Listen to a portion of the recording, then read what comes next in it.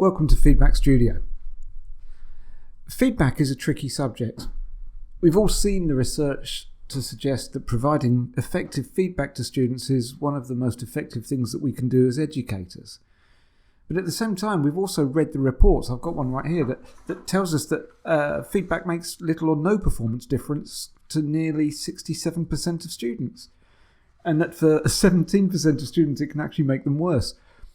Okay, there are a couple of possible reasons for this kind of data. On the one hand, it might be something to do with the kind of feedback students are getting. Now, this is a pedagogical issue, and since this video tutorial is for Feedback Studio, thankfully it's not one we need to address here.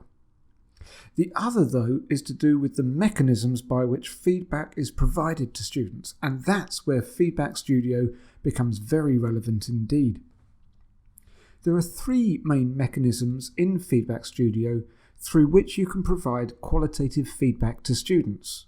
4 if you include rubrics, but rubrics are really a subject on their own and they've got their own dedicated set of videos. Now, these 3 feedback mechanisms are long-form feedback, in-text comments, and quick marks. In this video, we're going to be looking at long-form feedback. Long-form feedback is essentially just one big box where you can type or record pretty much whatever you want.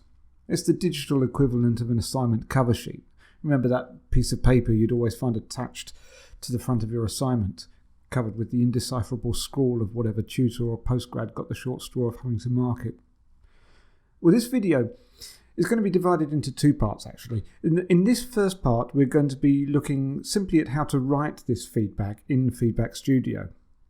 In the second part, we're going to look at some tips and tricks to help filling in this kind of feedback perhaps a little easier. But let's get cracking. Here we have an assignment open that we're grading. All the tools that we need to grade the assignment are in the toolbar on the right. See, the grey ones, they all relate to downloading the assignment and displaying information about it. The red ones are all about the similarity report. The blue ones, though, are the ones we're interested in. These are the ones to do with grading and providing feedback. If we hover over each of the buttons, we can see that the first one is for quick marks, the second for feedback summary, and the final one is for rubrics. The one we want is feedback summary in the middle here.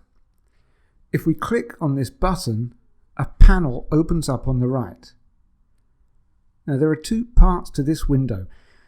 Let's look first at this lower part.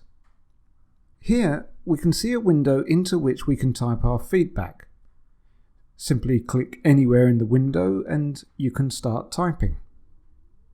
One of the small additions to Feedback Studio that was not present in the classic Turnitin version is the option of formatting the text a little with italics or bold or underline and with hyperlinks.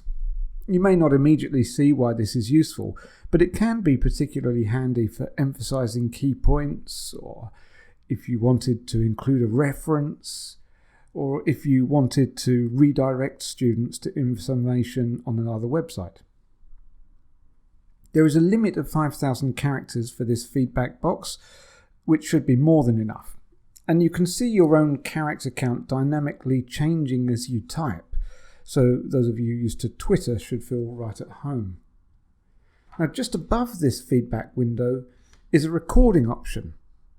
Some of you may have used this in the classic Turnitin, and it's exactly the same here. You can record one 3-minute piece of audio for each essay. You do so by first clicking on the record button. If you don't already have a default microphone selected, then you might find that you need to select one before you start. Obviously, if you don't have a microphone at all, then you're not going to be able to record. Once recording has started, you can see your time counting up on the small counter in the corner. This helps you to know how much longer you have to go before you run out of space and you're going to be cut off. You can pause your recording at any time by clicking on the pause button, and when you've finished recording, simply click on the stop button. You now have the option of either clicking on the save button to save your recording to the assignment, or you can delete the recording and either start again or hire an actor to do the voiceover instead. so people think you've got a voice like James Earl Jones. The saved recording will sit here in the feedback panel, and students can listen back to your comments by clicking on the play button. At any time, of course, you can come back and delete your recording should you wish. If you're interested in using this voice comments option, you might want to check with your program leader first if it's okay, because voice comments are not always easily accessible by second markers or external examiners. Oh, and for the sake of data protection clarity, I was joking about hiring an actor.